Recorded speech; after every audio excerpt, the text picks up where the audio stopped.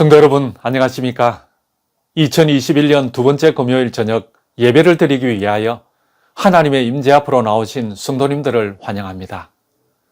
아울러 다시 한번 새해 복 많이 받으시고 건강하신 가운데 성도님들의 가정과 그리고 사업과 자녀들과 신앙에 하나님의 은혜와 축복이 넘치는 한 해가 되시기를 기원드립니다. 새해가 되면 우리는 소망하는 것이 있습니다. 그리고 그 소망이 이루어지기를 바라게 되죠. 여러분들께서 소망하시는 것은 무엇인지요? 시편 기자는 평생에 여호와께 바라는 한 가지를 구합니다. 시편 27편 4절에 있는 말씀입니다. 내가 여호와께 바라는 한 가지 일, 그것을 구하리니 곧 내가 내 평생에 여호와의 집에 살면서 여호와의 아름다움을 바라보며 그의 성전에서 사모하는 그것이라. 다윗이 여호와께 간절히 바라고 구한 한 가지는 그의 남은 전 생애 동안 여호와의 집에 살면서 여호와의 아름다움을 바라보며 여호와를 사모하며 사랑하는 것이라고 그렇게 간증합니다. 얼마나 사무치게 하나님을 사랑했으면, 그리고 함께 있고 싶었으면, 얼마나 하나님의 아름다움을 그가 보았으면 그렇게 간절히 구할 수 있을까요? 우리 성도님들도 다윗이 바라는 그 한 가지를 구하시고 그리고 이루시는 2021년이 될 수 있기를 간절히 바랍니다. 오늘 저는 로마서 3장 19절에서 26절에 있는 말씀을 본문으로 해서 복음과 율법의 관계라는 제목으로 말씀의 은혜를 함께 나누겠습니다. 복음과 율법, 율법과 복음, 굉장히 상반되는 것처럼 보입니다. 율법을 지켜야 구원을 얻는다? 아니다. 믿음으로 말미암아 구원을 얻는 것이 복음이다. 그렇다면 구원과 율법은 상관이 없는 것인가? 복음 속에는 율법이 완전히 배제된 것이고 오히려 걸림돌이 되는 것인가? 이런 질문을 던지면서 율법과 복음의 상관관계를 확실히 아는 것이 필요됨을 깨닫게 됩니다. 사도 바울도 로마서 2장 13절에서 이렇게 말씀합니다. 로마서 2장 13절, 하나님 앞에서는 율법을 듣는 자가 의인이 아니요 오직 율법을 행하는 자라야 의롭다 하심을 얻으리니 라고 했습니다. 그러나 그 다음 장인 로마서 3장 28절에는 이렇게 말씀합니다. 그러므로 사람이 의롭다 하심을 얻는 것은 율법의 행위에 있지 않고 믿음으로 되는 줄 우리가 인정하노라. 한쪽에는 율법을 행하는 자라야 의롭게 된다, 그렇게 말씀하셨고, 그리고 다른 한 곳에서는 율법의 행위에 있지 않고 믿음으로 의롭게 된다고 말씀합니다. 정말 많은 혼돈을 가져다 주죠. 이런 것을 알고 사도 바울은 오늘 본문 말씀을 통해서 명확히 그 상관관계를 설명해 주고 있습니다.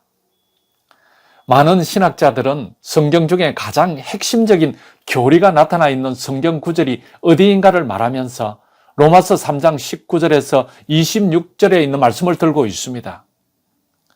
그리고 그 중에서도 가장 핵심적인 구절을 로마서 3장 23절, 24절이라고 말합니다. 우리 성경을 다 펴셔서 로마서 3장 23절, 24절의 말씀을 함께 읽겠습니다. 모든 사람이 죄를 범하였음에 하나님의 영광에 이르지 못하더니 그리스도 예수 안에 있는 속량으로 말미암아 하나님의 은혜로 값없이 의롭다 하심을 얻은 자 되었느니라. 제가 오늘 설교 제목을 율법과 복음의 관계라고 했는데요. 복음에 대해서 먼저 말씀을 드리겠습니다. 로마서 1장 7절에는 복음에는 하나님의 의가 나타나서 믿음으로 믿음에 이르게 하나니 기록된 바 오직 의인은 믿음으로 말미암아 살리라 함과 같으니라. 그렇게 말씀합니다. 복음에는 하나님의 의가 나타났다고 말씀하죠. 그것을 보면 복음과 하나님의 의는 절대적인 그런 관계가 있는 것임을 알 수 있습니다. 그런데 여기 나오는 의라는 말은 우리가 알고 있듯이 법정 용어잖아요. 법정에서 당신은 죄가 없습니다 라고 선고를 내린 것을 의라고 합니다. 죄 없음이 선언된 상태를 말하는 것이죠. 그런데 이 의의 정의는 실생활에서는 적용하기가 쉽지 않습니다. 의인이란 죄 없음이 선포된 사람이다? 무엇을 의미하는지 알기가 쉽지 않죠. 제가 성경이 말하는 의를 좀 더 쉽게 설명을 드리면 의란 하나님과의 바른 관계입니다. 이 바를 의자잖아요. 그러므로 의인이라고 하는 것은 어떤 특별한 그 목숨을 바쳐서 어려운 일을 하는 사람을 말하는 것이 아니라 하나님과 바른 관계를 갖는 사람을 의인이라고 말합니다. 그러니까 성경이 말하는 의인은 인간의 도덕적 그리고 윤리적 관점에서 선한 사람을 의인이라고 말하지 않고요. 하나님과 바른 관계를 갖는 사람이 의인이라는 것이죠. 그것을 창세기 6장 9절에는 노아에 관하여 이렇게 기록으로 우리에게 보여줍니다. 창세기 6장 9절에 있는 말씀입니다.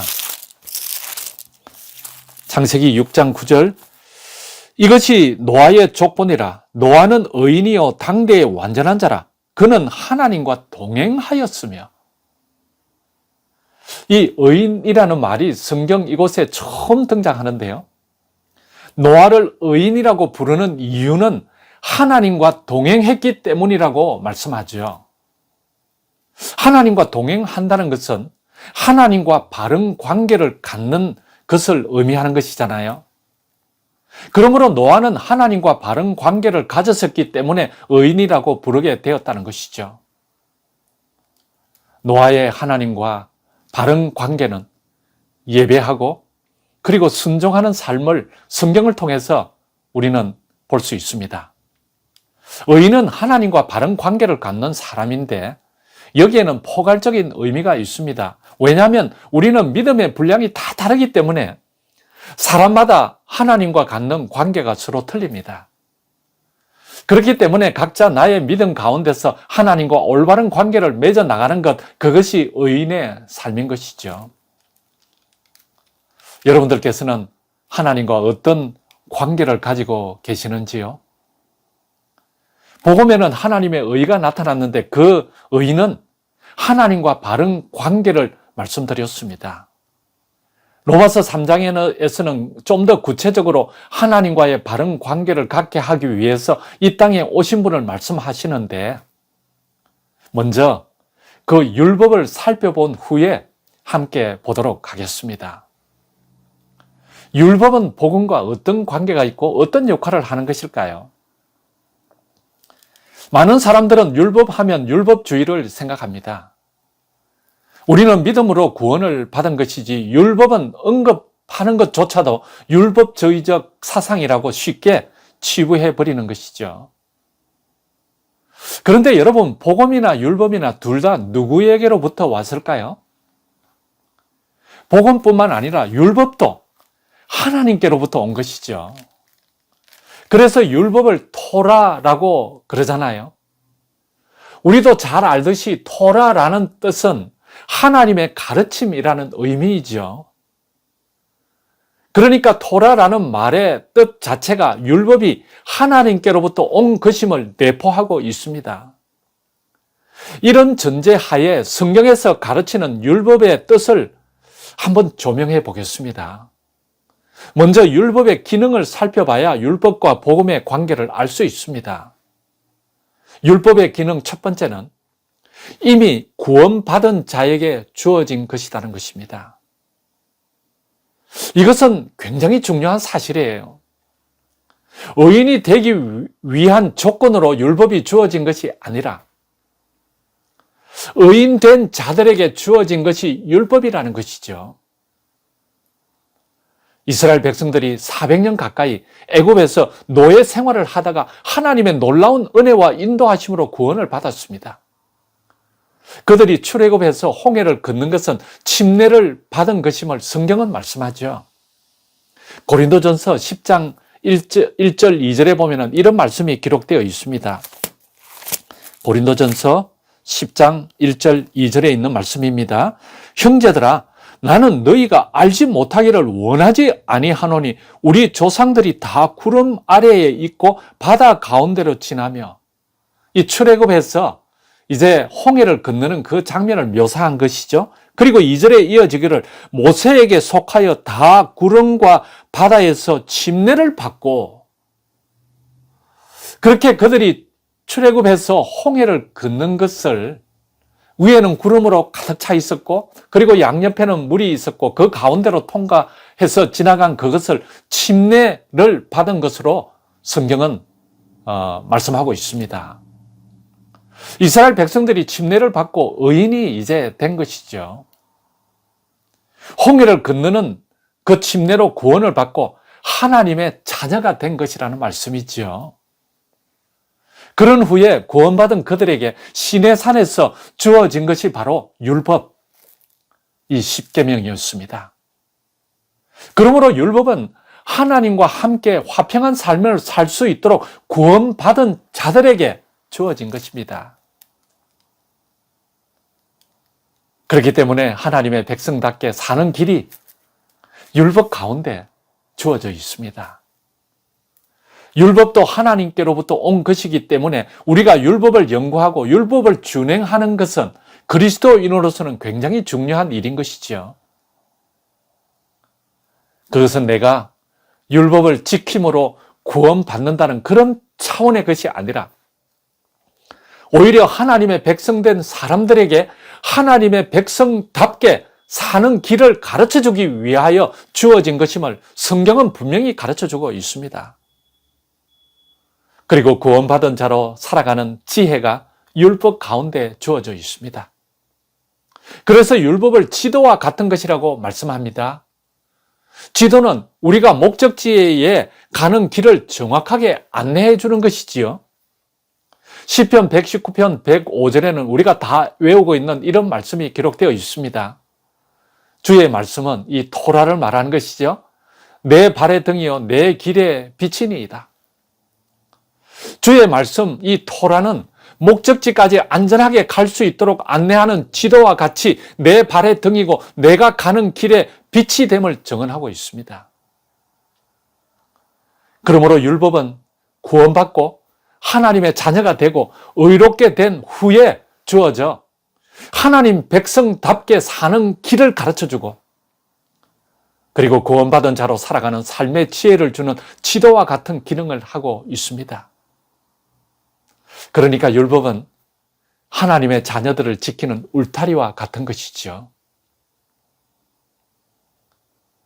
율법은 정말 하나님의 사랑의 표현이 맞습니다. 그래서 사랑이신 하나님의 품성의 사본이라고 그 율법을 말하는 것이지요. 그리고 두 번째로 율법은 죄를 깨닫게 해줍니다. 로마서 3장 19절로 20절에 있는 말씀을 보겠습니다.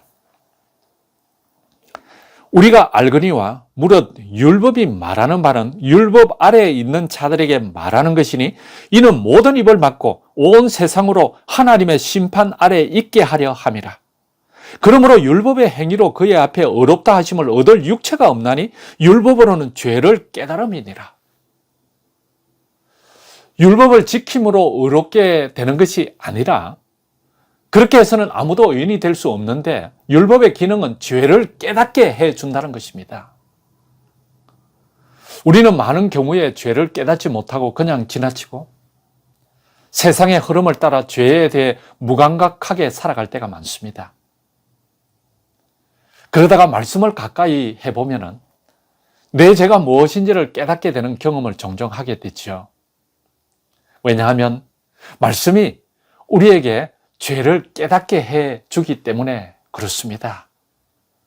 우리의 마음을 비추고 우리의 뼛속까지 비추어주는 것이 바로 하나님의 말씀의 능력이기 때문에 그런 것이죠. 여러분, 율법이 죄를 깨닫게 한다는데 한번 생각해 보십시오.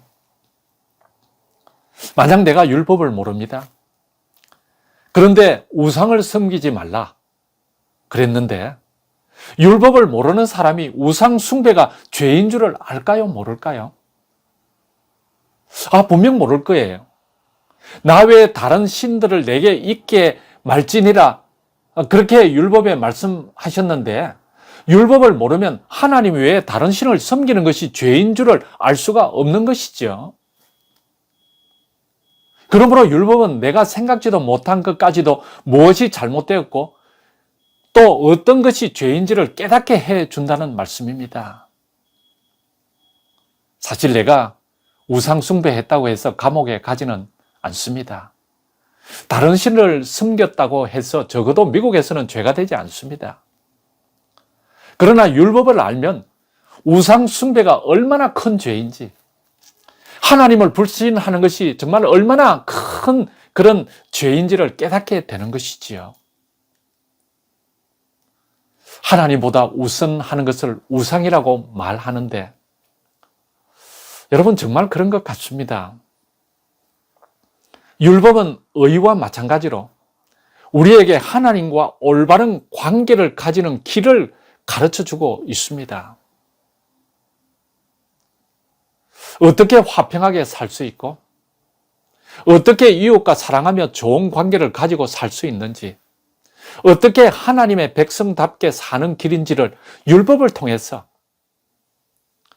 우상 숭배하는 나의 잘못을 깨닫게 해주고, 그리고 그리스도께로 가서 올바로 내 자신을 고쳐서 바른 길로 가게 하는 것이 바로 이 율법의 기능인 것이죠. 그리고 세 번째로, 율법의 기능은 하나님의 심판의 기준임을 로마서 3장 19절에는 말씀합니다. 우리가 알거니와 무릇 율법이 말하는 바는 율법 아래에 있는 자들에게 말하는 것이니 이는 모든 입을 막고 온 세상으로 하나님의 심판 아래에 있게 하려 함이라. 율법의 기능이 무엇인가? 사도 바울은 이곳에서 심판의 기준임을 말씀합니다. 와이프인은 이 심판의 시금석이라고 그렇게 표현했죠. 시금석, 이 표준을 말하는 것이잖아요. 그러니까 하나님의 심판의 표준, 그것이 바로 율법이라는 것입니다. 그리고 네 번째로, 이 율법의 기능은 그리스도에게로 인도하는 몽학 선생입니다. 갈라디아서 3장 24절에 있는 말씀을 보겠습니다. 갈라디아서 3장 23절에 있는 말씀, 24절에 있는 말씀입니다. 이같이 율법이 우리를 그리스도에게로 인도하는 몽학 선생이 되어 우리로 하여금 믿음으로 말미암아 의롭다 함을 얻게 하려 함이래요. 율법은 그리스도에게로 인도하는 몽학 선생이라고 말씀합니다. 몽학 선생이라고 하는 말은 로마 시대 때 학식이 뛰어나고 지식이 많은 노예를 몽학 선생으로 써서 어릴 때 아이들에게 정규 학교에 갈 수 있도록 준비시키는 직책이 바로 몽학 선생이었습니다. 사도 바울은 이 율법도 마찬가지라는 거예요. 율법이 바로 그리스도에게로 인도하는 몽학 선생이라는 말은, 율법은 죄를 깨닫게 하기 때문에 내 죄가 율법을 통해서 드러나게 되면은 나는 내 스스로 율법을 지킬 수 없는 사람이구나 하는 것을 알게 되고요. 그리고 그 율법의 기능은, 그래, 너 스스로는 할 수 없으니까 예수님께로 가라고 가르쳐주는 몽학 선생과 같은 기능이라는 것입니다. 여러분, 율법을 통해서 나의 잘못이 드러날 때, 그래서 얼른 율법의 기능대로 예수님께로 가서 나의 부족 부분, 나의 잘못된 부분 예수님 앞에 내어놓고 성령의 능력을 채워주시기를 간구하라는 것이죠. 율법은 죄를 깨닫게 함으로 죄의 문제를 해결할 수 있는 그리스도를 보게 합니다. 그래서 시편 119편에는 계명은 순결하여서 눈을 밝게 한다고 말씀하지요. 그런데 유대인들은 이런 율법의 기능을 올바로 알지를 못했어요.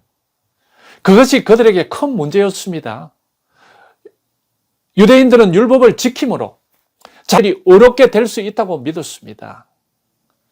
율법을 지킴으로 의인이 되고 구원을 줄 수 있는 그런 기능으로 주은 것이 아님에도 불구하고 그들은 율법을 세분화해서 잘 지키는 만큼 더 어려운 사람이 될 수 있다고 믿었기 때문에 그들에게 큰 문제가 발생된 것이죠. 여러분, 그것으로 온 것이 바로 율법주의 사상 아니겠습니까? 그래서 로마서 3장 21절에는 이렇게 말씀합니다. 이제는 율법 외에 하나님의 한 의가 나타났으니 율법과 선지자들에게 증거를 받은 것이라. 새로운 은혜의 길, 구원의 길, 그것이 나타났는데 율법 외에 하나님의 한 의가 나타났다는 것이죠. 그런데 그 의가 어디에 나타났는가 하면은요, 이어지는 22절에서는 이렇게 말씀합니다. 곧 예수 그리스도를 믿음으로 말미암아 모든 믿는 자에게 미치는 하나님의 의인이 차별이 없느니라. 믿는 자에게 미치는 하나님의 의이고 그것이 율법 외에 새롭게 나타나신 것인데 그 의가 어디를 통해서 이루어졌다고 말씀하십니까? 이어지는 로마서 3장 23절부터 이렇게 말씀합니다. 모든 사람이 죄를 범하였음에 하나님의 영광에 이르지 못하더니 그리스도 예수 안에 있는 속량으로 말미암아 하나님의 은혜로 값없이 의롭다 하심을 얻은 자 되었느니라. 그러니까 바로 예수 그리스도의 십자가의 피의 속량으로 의로운 사람이 될 수 있음을 말씀하는 것이죠. 여러분, 율법은 절대로 폐할 수 있는 것이 아니지요. 그래서 예수님께서도 산상수훈 설교에서 율법의 1.1핵이라도 없어지지 아니하고 다 이루리라고 그렇게 말씀하신 것이죠. 왜냐하면 구원받은 백성이 살아갈 수 있는 그 삶의 지침으로 우리들에게 주어진 것이 바로 율법이기 때문에 그렇습니다. 그런 의미에서 본다면 율법과 의는 상호 보완적인 관계를 가지고 있습니다. 율법이 죄를 깨닫게 하고 몽학 선생이 되어 예수 그리스도의 십자가로 인도하기에 우리는 십자가의 보혈로 의인이 되어 하나님과 바른 관계를 맺을 수 있기 때문에 그런 것이지요. 그러므로 율법이 우리에게 주어진 것은 복음입니다. 의만 복음이 아니라 율법도 복음이라는 것이죠. 사도 바울은 그것을 더 명확하게 25절부터 로마서 3장 25절부터 이렇게 말씀합니다. 이 예수를 하나님이 그의 피로써 이 십자가의 보혈을 말씀하시는 것이죠. 믿음으로 말미암아 화목 제물로 세우셨으니 이는 하나님께서 길이 참으시는 중에 전에 지은 죄를 관가하심으로 뛰어넘으심으로 자기의 의로우심을 나타내려 하심이라. 그리고 이어지는 26절에서는 곧 이때에 자기의 의로우심을 나타내사 자기도 의로우며 또한 예수 믿는 자를 의롭다 하려 하심이라. 하나님과 바른 관계는 절대로 우리 스스로는 할 수 없습니다. 오직 예수 그리스도의 피로서 어렵게 된 것입니다. 여러분, 이것이 복음이 아니겠습니까? 사랑하는 성도 여러분, 율법을 더 폭넓게 확장한 것이 성경 전체이지요. 그러므로 성경은 복음입니다.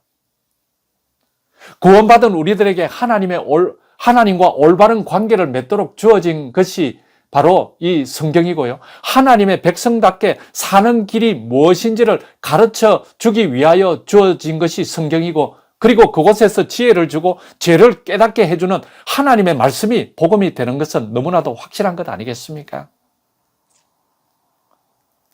우리는 세상을 살아가면서 지금도 죄악 가운데 살아가고 있습니다. 문제는 그것을 바로 아는 것인데 율법, 하나님의 말씀, 그것은 우리에게 그것이 어떤 것인가를 깨닫게 해 주셔서 오늘도 예수님 없이는 살아갈 수 없음을 가르쳐주고 있습니다.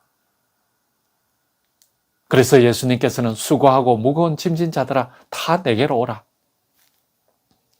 이 예수님의 초청이 오늘도 우리 마음 문을 두드리고 있습니다. 다른 말로 하면은요, 성경이 우리를 부르고 있음을 여러분 한번 감지해 본 적이 있습니까? 말씀이 우리의 마음 문을 두드리는 소리를 들어본 적이 있습니까?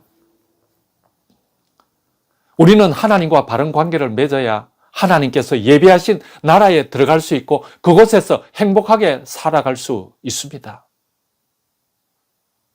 오늘도 이 시간도 우리를 부르는 말씀의 초청, 우리의 마음을 두드리는 성경의 두드림에 마음 문을 열고 그 초청에 응하지 않으시겠습니까?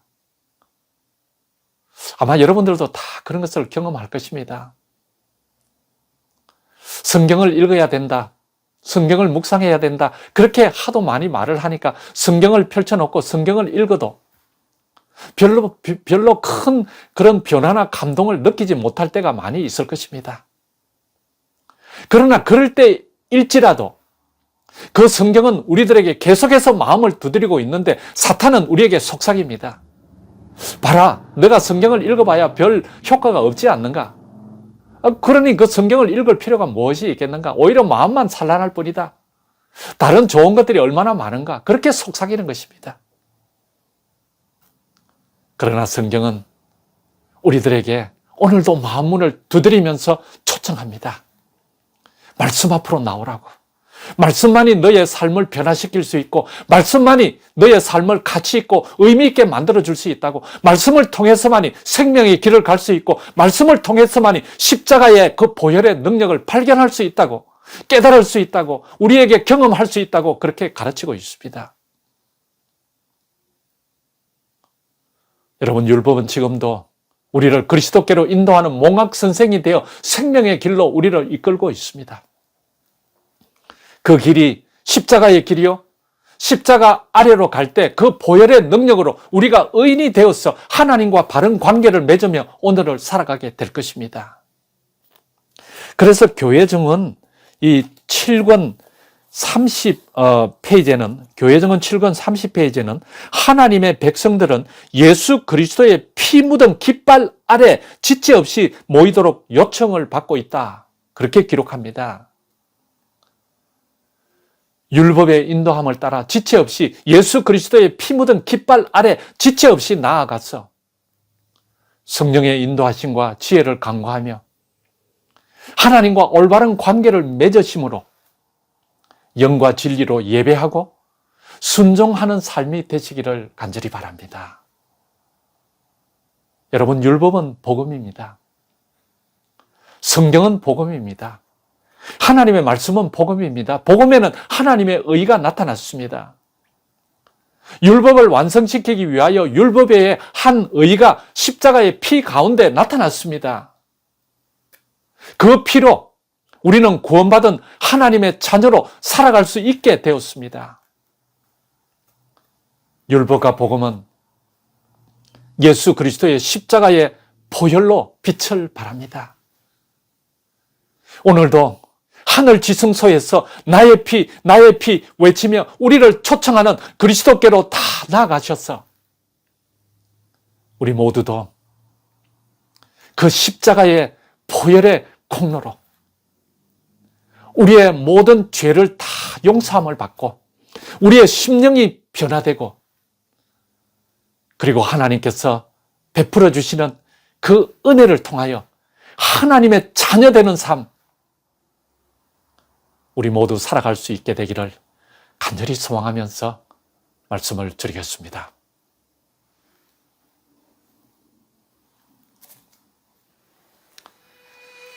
은혜로우신 아버지 하나님, 오늘 이 저녁 안식일이 시작되는 이 시간 저희들에게 주신 말씀으로 인하여 감사를 드립니다. 율법이 없이는 우리가 예수 그리스도께로 갈 수 없음을 배웠습니다. 그 율법이 하나님의 말씀인 것도 배웠습니다. 하나님, 성령 하나님, 우리의 심령 가운데 충만히 임재하여 주셔서 그 말씀을 갈급하는 마음을 주시고 말씀의 은혜와 능력을 체험할 수 있도록 도와주셔서 우리 모두 십자가의 보혈 아래로 다 갔어 주님께서 베풀어 주시는 그 구원의 은혜와 능력을 체험하고 우리의 모든 죄가 그 아래서 다 해결이 되고 그리고 구원받은 하나님의 자녀로서 능력 있는 변화된 삶을 매일매일 살아갈 수 있도록 우리 모두를 인도하여 주옵소서. 오늘 예배 가운데 함께하여 주신 주님의 은혜를 감사드리며 우리 모두 평안한 이 밤을 지난 후 또 기쁨으로 안식일 대예배를 맞이할 수 있도록 우리 모두를 인도하여 주시옵기를 우리를 사랑하시는 우리 구주 예수 그리스도 이름으로 간절히 기도드리옵나이다. 아멘.